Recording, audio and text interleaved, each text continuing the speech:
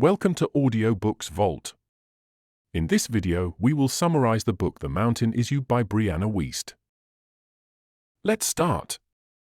Introduction. Life often feels like an uphill climb. We battle self-doubt, face setbacks, and sometimes feel like we're the one standing in our own way.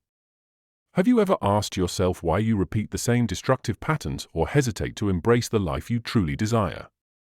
The Mountain Is You by Brianna Wiest is the empowering answer to these questions, offering a transformative journey into understanding the ways we sabotage our own growth and how we can finally conquer the mountains within.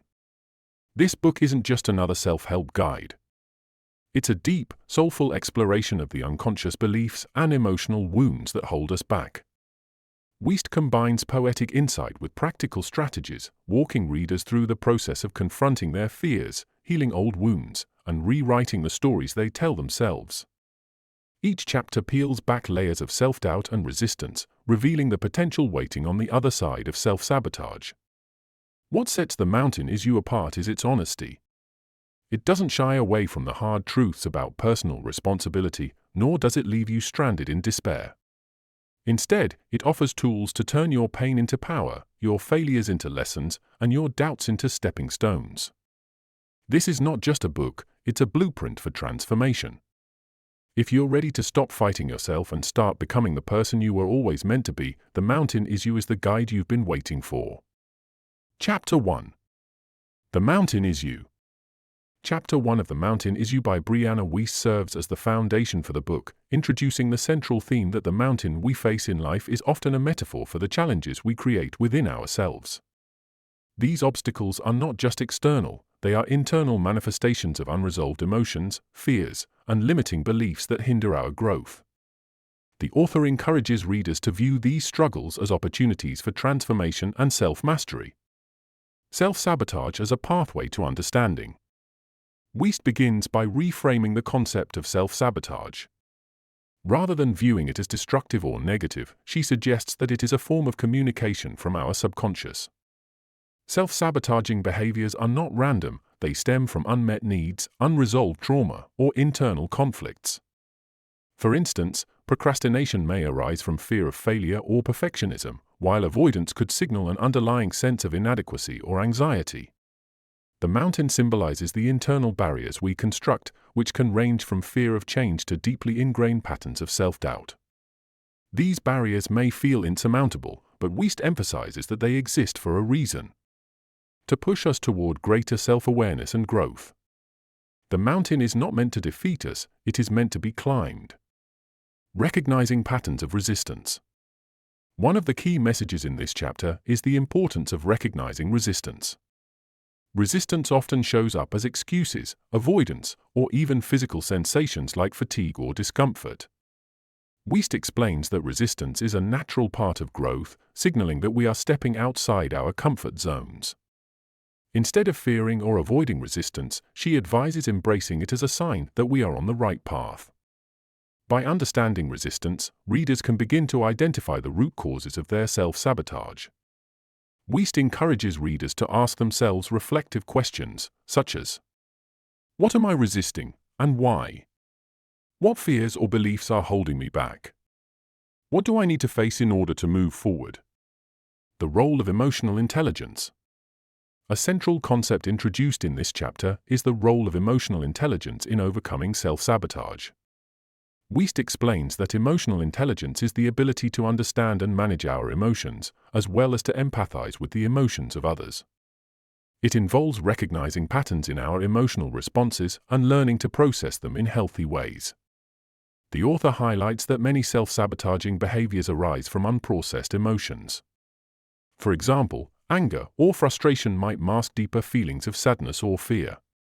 By cultivating emotional intelligence, readers can begin to address the root causes of their struggles rather than merely treating the symptoms.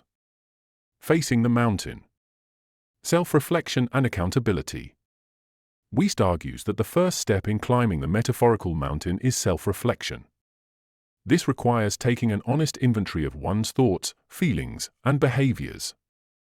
It involves acknowledging the ways in which we may be contributing to our own challenges and taking responsibility for our growth. Accountability is a recurring theme in this chapter. Wiest asserts that personal transformation begins with accepting that we are responsible for our own lives. While external circumstances may influence our experiences, we have the power to choose how we respond. This shift in mindset, from victimhood to empowerment, is essential for overcoming self-sabotage and creating lasting change. The transformative power of challenges. The mountain is not just a metaphor for obstacles, it is also a symbol of potential. Wiest explains that the challenges we face are often the catalysts for our greatest transformations. Climbing the mountain requires courage, perseverance, and self-belief, but it also rewards us with a deeper understanding of ourselves and our capabilities. Wiest encourages readers to embrace challenges as opportunities for growth. Rather than viewing difficulties as setbacks, she suggests reframing them as stepping stones toward a stronger, more resilient version of ourselves. The mountain is both the obstacle and the path, teaching us the lessons we need to evolve. The importance of vision and intention. Another key idea introduced in this chapter is the importance of having a clear vision and intention. Wiest emphasizes that transformation begins with a strong sense of purpose.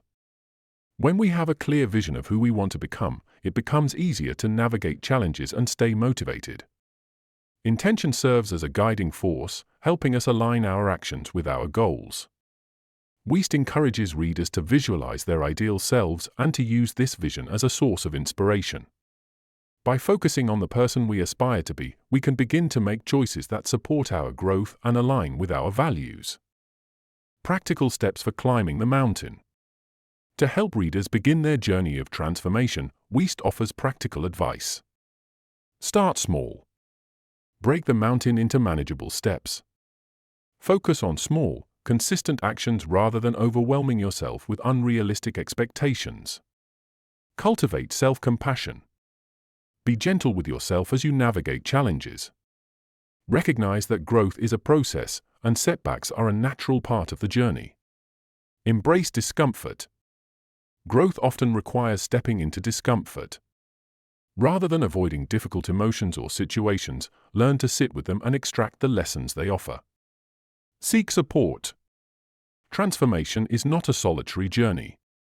Surround yourself with people who uplift and support you, and consider seeking guidance from mentors, coaches, or therapists. Celebrate progress. Acknowledge and celebrate your achievements, no matter how small. Recognizing your progress reinforces positive behaviors and builds momentum. Chapter 2. There's no such thing as self-sabotage. In Chapter 2 of The Mountain Is You, Brianna Wiest challenges the traditional understanding of self-sabotage, presenting a nuanced perspective that reframes it as a natural, albeit complex, response to unmet needs, unresolved emotions, and internal conflicts. She argues that self-sabotage is not inherently destructive, but is, instead, a protective mechanism rooted in subconscious patterns. This chapter serves as a deep dive into the psychology of self-sabotage, equipping readers with the tools to understand and transform their self-defeating behaviors. Redefining self-sabotage. Wiest opens the chapter by dismantling the conventional notion of self-sabotage as irrational or senseless. She asserts that every action, even those that seem counterproductive, serves a purpose. Self-sabotage is not an attack on oneself, it is a misaligned attempt to protect oneself from perceived threats or discomfort. For example, procrastination might be a way to avoid the anxiety of potential failure, while staying in an unfulfilling relationship might stem from a fear of loneliness. The key to overcoming self-sabotage lies in understanding the underlying need or fear that drives it. Wiest encourages readers to view their self-sabotaging behaviors as clues, rather than obstacles, to uncovering deeper truths about themselves. The subconscious mind's role. The chapter delves into the role of the subconscious mind in shaping our behaviors. Wiest explains that the subconscious operates based on patterns and beliefs formed through past experiences. These beliefs, often created in childhood, become the foundation for how we perceive ourselves and the world. For instance, if someone internalized the idea that they are not worthy of success, their subconscious might sabotage opportunities that contradict this belief, keeping them in a familiar, albeit unfulfilling, state. Wiest emphasizes that self-sabotage often arises when there is a disconnect between the conscious and subconscious mind. While the conscious mind may desire change, such as pursuing a new career or improving relationships, the subconscious mind resists because it perceives the change as unsafe or threatening. Self-sabotage as a coping mechanism. Wiest highlights that self-sabotage can function as a coping mechanism. Behaviors that seem harmful on the surface often serve to alleviate deeper discomfort or pain. For example, avoidance protects against potential rejection or failure.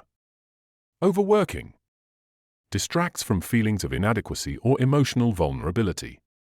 Addictions provide temporary relief from unresolved emotional wounds. These coping mechanisms are not inherently bad but become problematic when they prevent growth and perpetuate unhealthy patterns.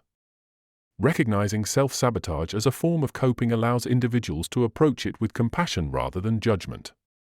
The fear of success.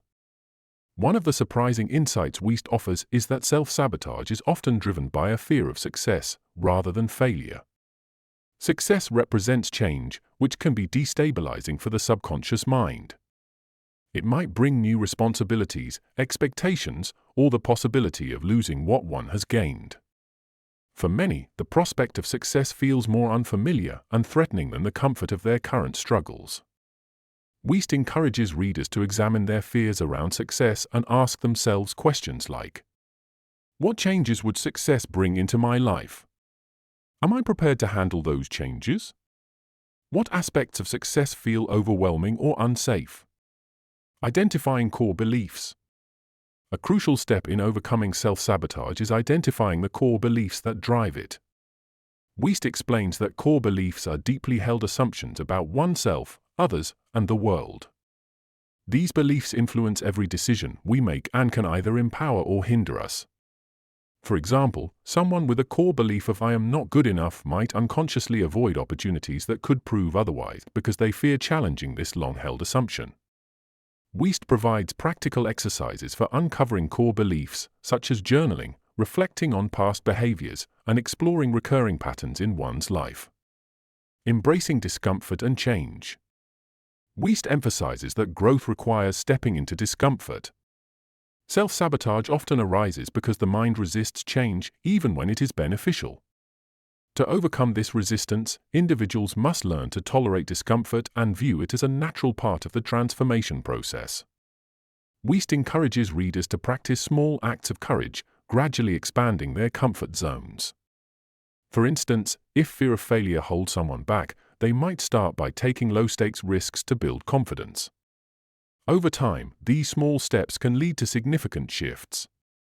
Rewriting the narrative. Another key strategy for overcoming self-sabotage is rewriting the narrative. Wiest explains that the stories we tell ourselves about who we are and what we are capable of become self-fulfilling prophecies. To break free from self-sabotaging patterns, individuals must consciously create new, empowering narratives. This process involves challenging limiting beliefs, questioning the validity of negative assumptions and replacing them with constructive ones. Visualizing success. Imagining oneself thriving in new roles or situations to build familiarity and confidence. Affirmations. Repeating positive statements to reinforce new beliefs and behaviors. Self-compassion as a tool for growth. Wiest highlights the importance of self-compassion in the journey to overcome self-sabotage.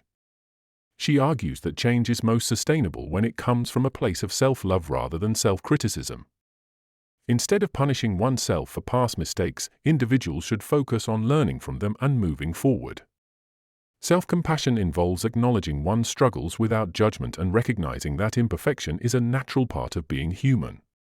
By treating oneself with kindness and understanding, it becomes easier to break free from self-sabotaging patterns. Actionable steps to overcome self-sabotage. To help readers apply the concepts in this chapter, Wiest outlines actionable steps. Identify triggers. Pay attention to situations or emotions that precede self-sabotaging behaviors. Practice mindfulness. Develop awareness of thoughts and feelings to interrupt negative patterns. Set clear intentions. Define what you want to achieve and align your actions with your goals.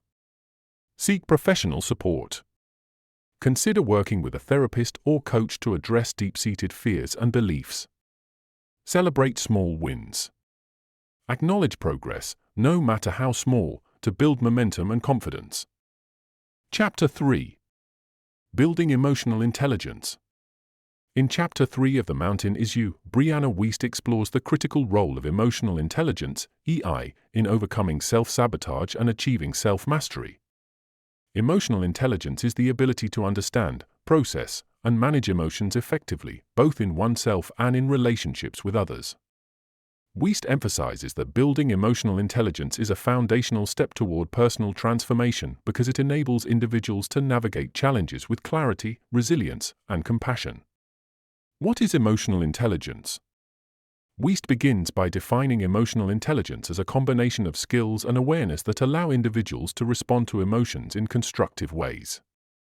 Emotional intelligence is not about suppressing or ignoring feelings, but about understanding their origins and using them as tools for growth. It includes the following components: self-awareness, recognizing and understanding one's own emotions; self-regulation, managing emotions and responses in a balanced way; empathy, understanding and relating to the emotions of others; social skills, building healthy and effective interpersonal relationships; motivation, using emotions to drive purposeful action. These elements form the foundation for navigating life's challenges and fostering meaningful connections. The link between emotional intelligence and self-sabotage. Wiest highlights the connection between emotional intelligence and self-sabotage. Many self-sabotaging behaviors stem from an inability to process or understand emotions. For example, a person who struggles with anger may lash out impulsively, damaging relationships or opportunities. Similarly, someone overwhelmed by anxiety may procrastinate or avoid taking risks. These behaviors are often unconscious attempts to cope with emotions that feel unmanageable. By building emotional intelligence, individuals can interrupt these patterns and make choices aligned with their long-term goals. Wiest explains that emotional intelligence allows us to pause, reflect, and respond intentionally, rather than reacting impulsively to emotional triggers. Recognizing emotional triggers. A key aspect of emotional intelligence is the ability to recognize emotional triggers. Triggers are specific situations, people, or events that evoke strong emotional responses, often rooted in past experiences or unresolved issues. Wiest encourages readers to identify their triggers and reflect on why they provoke such intense reactions. Understanding triggers involves asking questions like, what emotions do I feel in this situation? What memories or beliefs are associated with this reaction? How do these emotions influence my behavior? By gaining insight into triggers, individuals can begin to separate their emotional responses from the present moment and address underlying causes. Emotions as messengers. Wiest reframes emotions as messengers that provide valuable information about our needs, desires, and values. She emphasizes that all emotions, even those perceived as negative, serve a purpose. For instance, anger signals a boundary has been crossed. Fear highlights potential danger or the need for preparation. Sadness indicates loss or unmet needs. Joy reflects alignment with one's values and aspirations. By viewing emotions as tools for self-awareness, individuals can learn to interpret and respond to them constructively. Wiest reminds readers that ignoring or suppressing emotions only exacerbates self-sabotaging behaviors. Practicing self-regulation. Self-regulation is a cornerstone of emotional intelligence. It involves managing emotional responses to avoid impulsive actions or harmful behaviors. Wiest provides strategies for cultivating self-regulation. Pause before reacting.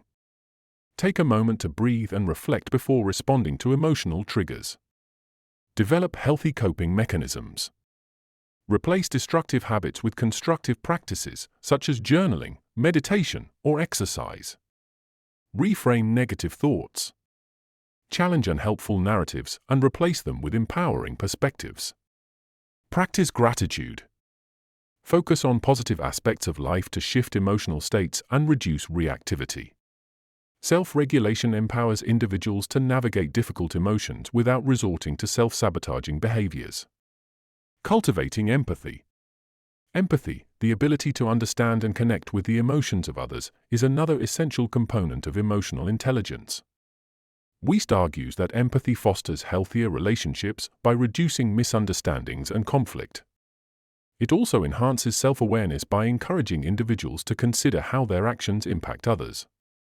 To cultivate empathy, Wiest recommends active listening, being present in conversations, and seeking to understand others' perspectives without judgment. Empathy not only improves interpersonal dynamics but also deepens one's understanding of their own emotional landscape. Breaking patterns of emotional avoidance. One of the most significant barriers to emotional intelligence is emotional avoidance. Many people suppress or distract themselves from difficult emotions, believing this will protect them from pain. However, Wiest explains that avoiding emotions only reinforces self-sabotaging behaviors and prevents growth. She encourages readers to practice emotional acceptance by allowing emotions to surface without judgment, naming and labeling feelings to reduce their intensity, sitting with discomfort and exploring its underlying causes. Through acceptance, individuals can process emotions fully and move forward with clarity. Using emotional intelligence to navigate change. Wiest emphasizes that emotional intelligence is especially crucial during periods of change and uncertainty. Change often evokes fear, resistance, and self-doubt, which can trigger self-sabotaging behaviors. By building emotional intelligence, individuals can navigate these emotions constructively and embrace change as an opportunity for growth. She suggests creating a growth mindset by viewing challenges as learning experiences rather than threats. Emotional intelligence enables individuals to stay grounded, adapt to new circumstances, and maintain a sense of purpose during transitions. Actionable steps to build emotional intelligence. To help readers develop emotional intelligence, Wiest outlines practical exercises. Practice mindfulness. Use meditation or journaling to increase self-awareness and observe emotions without judgment. Reflect on emotional patterns. Identify recurring emotional responses and their triggers to uncover deeper insights. Seek feedback. Ask trusted friends or mentors for honest feedback on emotional responses and behaviors. Engage in self-care. Prioritize activities that nurture mental and emotional well-being, such as exercise, rest, and creative outlets. Develop communication skills. Practice expressing emotions clearly and assertively in relationships.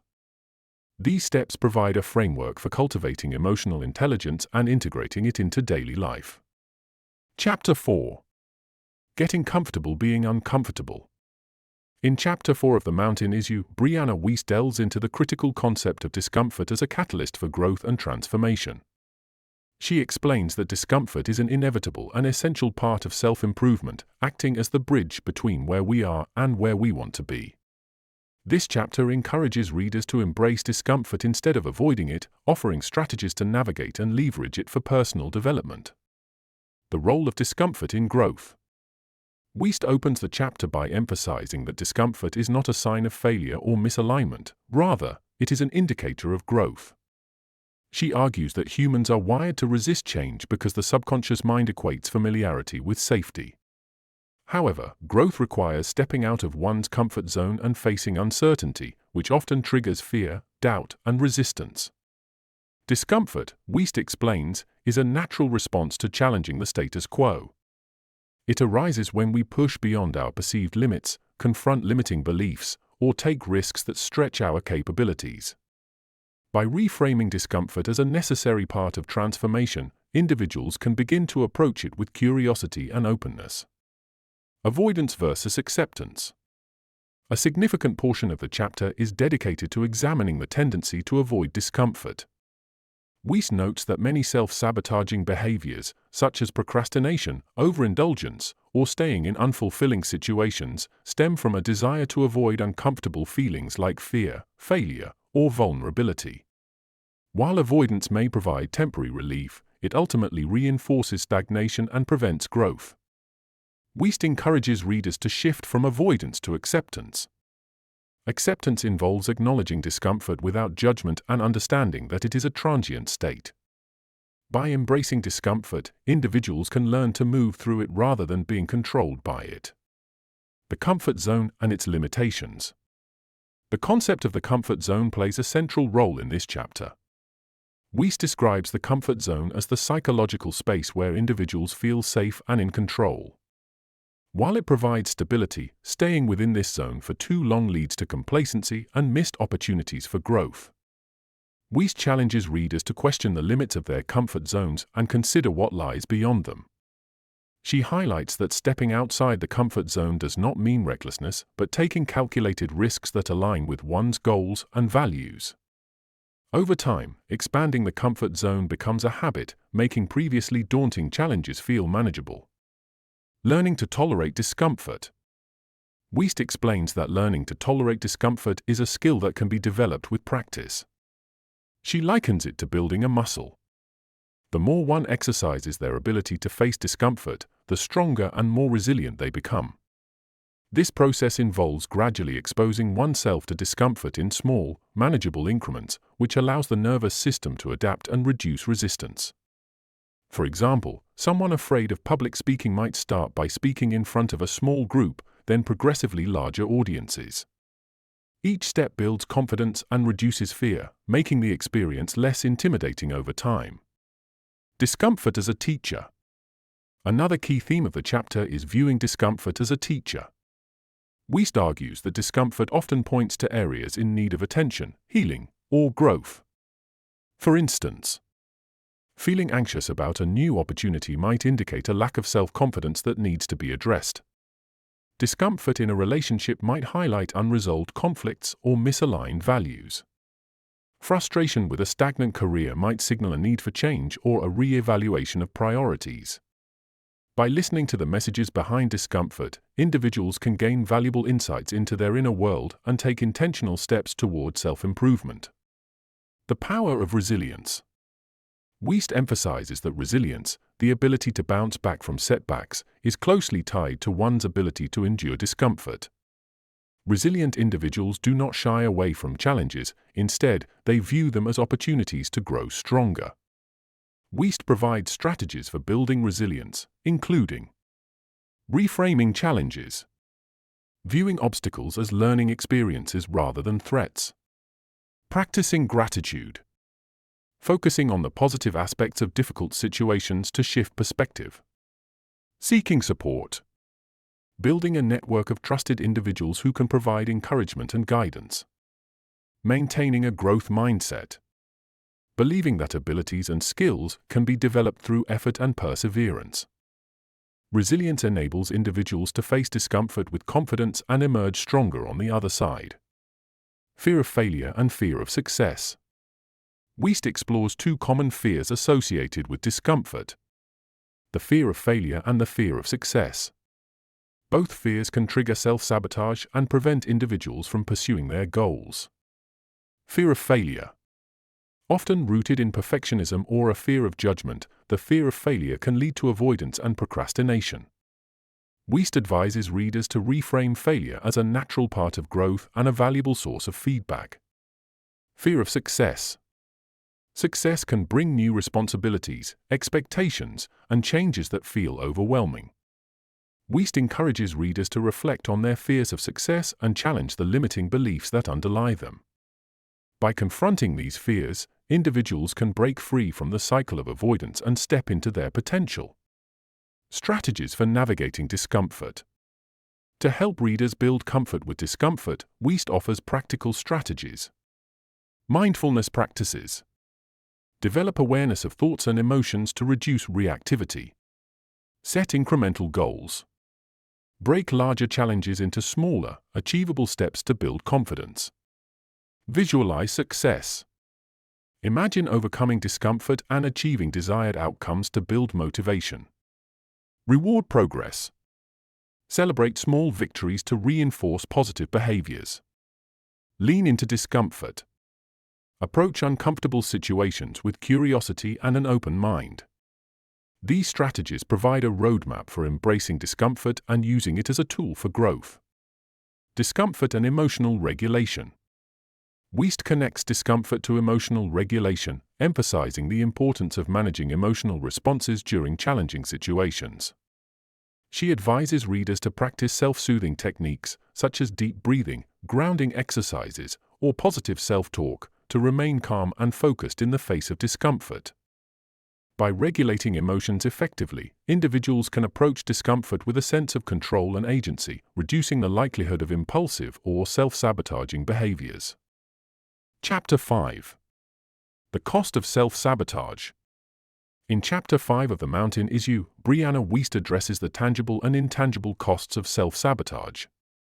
She explains how self-sabotaging behaviors undermine personal growth, relationships, and aspirations, often in ways that may not be immediately apparent. By exploring the consequences of these actions, Wiest encourages readers to reflect deeply on how self-sabotage manifests in their lives and motivates them to commit to meaningful change. Understanding the hidden costs of self-sabotage. Self-sabotage can appear deceptively minor, often cloaked in seemingly harmless habits or thought patterns. However, over time, these behaviors can accumulate, leading to significant negative outcomes. Wiest categorizes the costs of self-sabotage into three primary areas. Personal costs.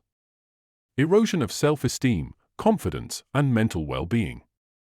Relational costs. Strained relationships, mistrust, and disconnection. Professional and financial costs. Missed opportunities, stagnation, and financial instability. By recognizing these costs, individuals can develop a heightened awareness of how self-sabotage impacts their lives and motivates them to break free from destructive cycles. The emotional toll of self-sabotage. One of the most profound costs of self-sabotage is the emotional toll it takes. Wiest explains that self-sabotaging behaviors often stem from unresolved emotional wounds or unmet psychological needs. For instance, procrastination might reflect fear of failure or inadequacy. Perfectionism could arise from a deep-seated need for external validation. Avoidance behaviors might indicate unresolved trauma or fear of vulnerability. These patterns create a cycle of guilt, shame, and frustration, which perpetuates emotional distress. Wiest encourages readers to confront these underlying emotions rather than suppressing or ignoring them. Emotional healing, she explains, is essential for breaking the cycle of self-sabotage. The impact on self-esteem and confidence. Self-sabotage undermines self-esteem and confidence by reinforcing negative beliefs about one's abilities or worth. For example, consistently avoiding challenges or giving up on goals can lead to feelings of inadequacy and self-doubt. Over time, this erodes the belief that one is capable of achieving success or handling adversity. Wiest highlights the importance of recognizing and interrupting these patterns. She advises readers to practice self-compassion and celebrate small victories, as these actions rebuild self-esteem and foster a sense of empowerment. Relational costs. The effect on relationships. Self-sabotage often spills into interpersonal relationships, causing harm to connections with others. Wiest identifies several ways this can occur. Fear of vulnerability. Avoiding emotional intimacy out of fear of rejection or judgment can create distance in relationships. Projection. Unresolved personal insecurities may be projected onto others, leading to conflict or misunderstanding. Inconsistent behavior. Fluctuating between engagement and withdrawal can create confusion and mistrust. These patterns not only damage relationships but also prevent individuals from experiencing the deep connections they desire. Wiest encourages readers to examine how self-sabotage shows up in their interactions and to take responsibility for fostering healthier dynamics. Professional and financial costs. Self-sabotage also manifests in professional and financial realms, often through behaviors such as procrastination, avoidance, or self-doubt. Wiest explains that these actions can result in missed opportunities for advancement or growth, difficulty achieving financial stability due to impulsive spending or poor planning, a lack of fulfillment or purpose in one's career. Wiest challenges readers to assess how their habits and mindsets might be limiting their professional and financial potential. By addressing these patterns, individuals can unlock greater opportunities and align their actions with their long-term goals. The ripple effect of self-sabotage. Wiest introduces the concept of the ripple effect, where self-sabotage in one area of life inevitably impacts other areas. For instance, low self-esteem may lead to poor decision-making in relationships, which in turn affects emotional well-being and professional performance. This interconnectedness underscores the importance of addressing self-sabotaging behaviors holistically. Wiest advises readers to identify the root causes of their self-sabotage and prioritize changes that will have the greatest positive impact. Small, intentional shifts can create a ripple effect of growth and healing across multiple aspects of life. The opportunity cost of self-sabotage. In addition to its direct consequences, self-sabotage carries significant opportunity costs, the lost potential and missed chances that result from inaction or self-defeating behaviors. Wiest argues that these costs are often invisible but deeply impactful. For example, staying in a toxic relationship may prevent the opportunity to build a healthier, more fulfilling connection. Avoiding a challenging project at work may forego the chance to develop new skills or earn recognition. Refusing to address personal fears may limit experiences that bring joy or fulfillment. By reframing self-sabotage in terms of opportunity cost, Wiest helps readers understand what they stand to lose by remaining stuck in destructive patterns. This perspective can inspire a stronger commitment to change. Breaking free from self-sabotage. Wiest emphasizes that while the costs of self-sabotage are significant, they are not insurmountable. She outlines practical steps for overcoming self-sabotaging behaviors. Awareness.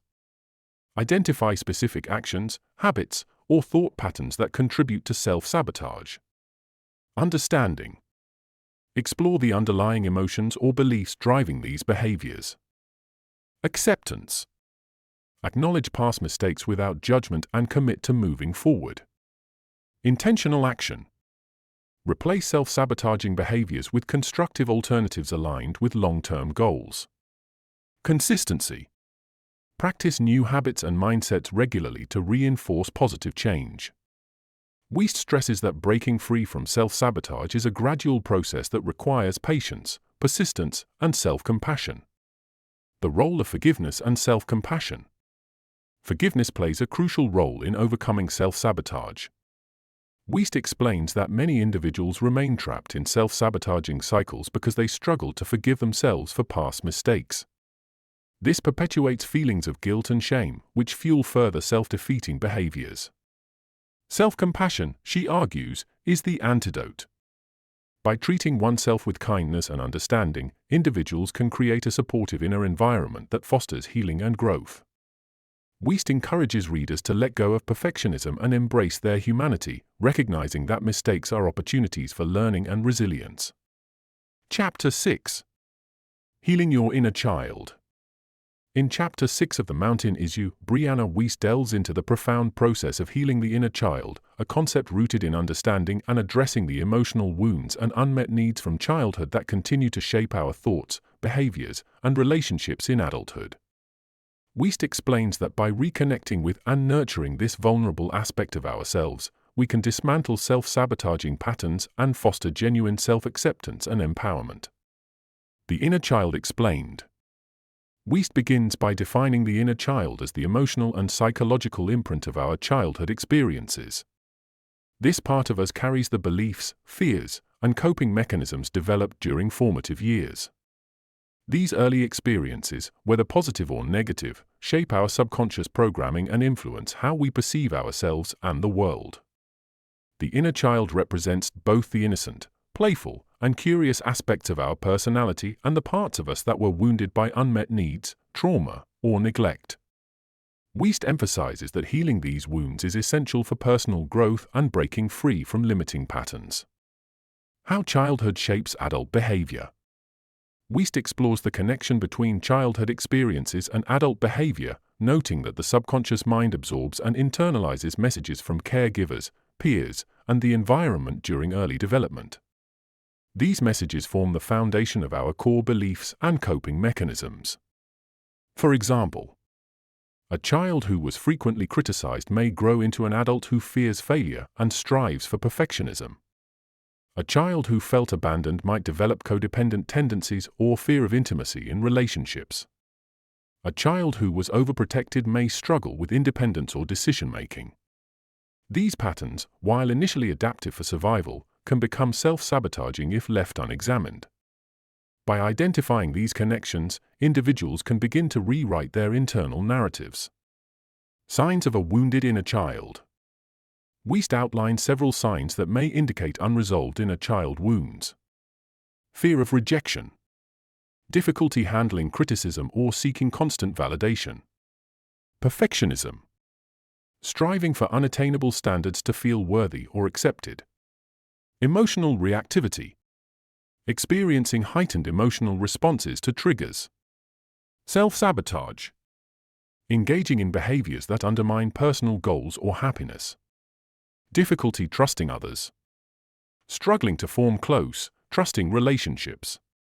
These signs often manifest as patterns of self-sabotage and reflect unmet needs or unprocessed emotions from childhood. The role of reparenting. Central to healing the inner child is the concept of reparenting, which involves taking on the role of the loving, supportive caregiver that one may not have had during childhood.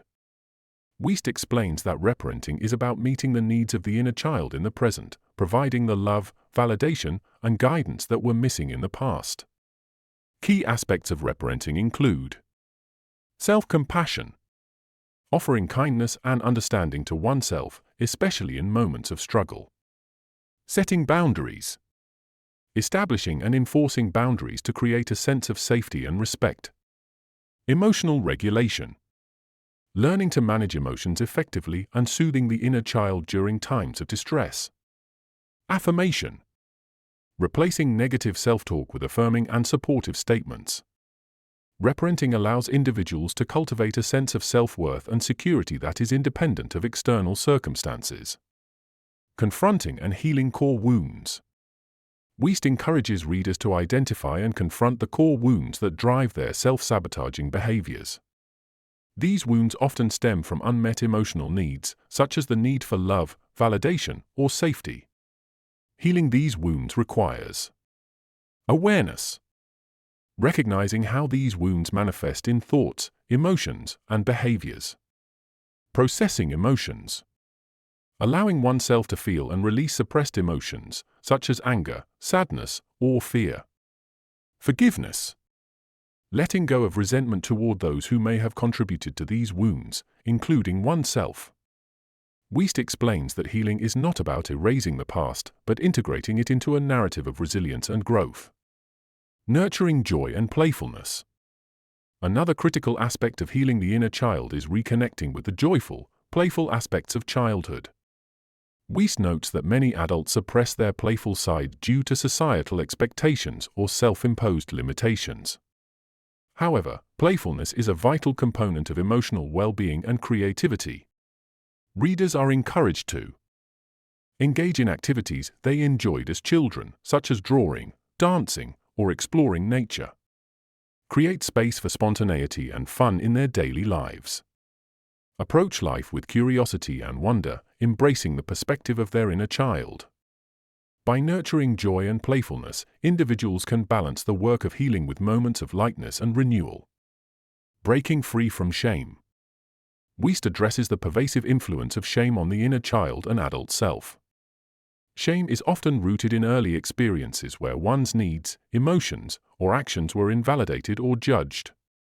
This internalized shame can lead to feelings of unworthiness and fear of vulnerability.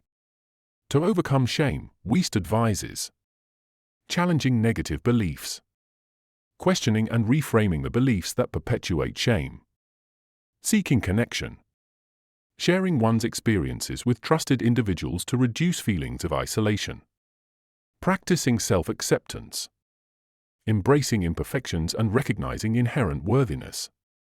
Healing shame is essential for fostering self-compassion and authenticity. The power of self-validation. Wiest emphasizes the importance of self-validation in healing the inner child. Many individuals seek external validation to fill the void left by unmet childhood needs. However, relying solely on external sources of approval often leads to disappointment and insecurity.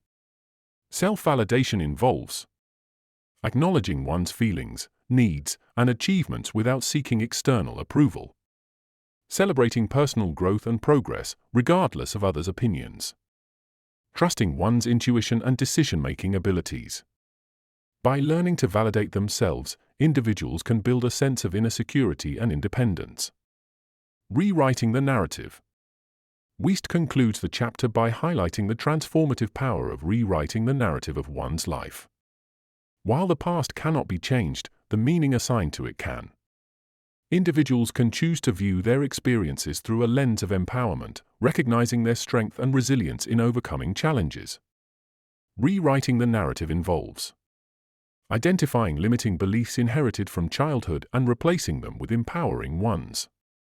Viewing oneself as the author of one story, capable of creating a new path forward. Focusing on the opportunities for growth and healing that arise from adversity. This process allows individuals to step into their authentic selves and embrace their full potential. Conclusion. The Mountain Is You by Brianna Wiest is a call to transformation, a guide to uncovering the subconscious patterns that keep us stuck and learning how to move beyond them. By addressing self-sabotage with clarity and compassion, Wiest provides a roadmap to healing, self-discovery, and personal empowerment. The journey through this book reveals that the mountain we face is not an external obstacle but an internal challenge, our fears, limiting beliefs, and unresolved emotional wounds. Wiest encourages readers to embrace these challenges as opportunities for growth, reminding us that we have the power to rewrite our stories and step into a life aligned with our deepest values. This book isn't about perfection, it's about progress. It teaches us to honor our struggles, forgive ourselves for past mistakes, and take small, intentional steps toward becoming our highest selves. By blending emotional insight with practical advice, Wiest equips us with the tools to heal, grow, and thrive. As the book concludes, the message is clear: the mountain is not here to defeat you. It is here to show you what you are capable of. Conquering it means facing yourself with honesty, love, and courage, and discovering the immense strength that lies within. For anyone seeking a profound shift in their life, the Mountain Is You serves as both a mirror and a guide, showing us that the path to fulfillment begins by climbing the mountain we've built within ourselves. If you enjoyed the summary, then like the video and subscribe to Audiobooks Vault. Tell us if there is any other book you want us to summarize. Goodbye.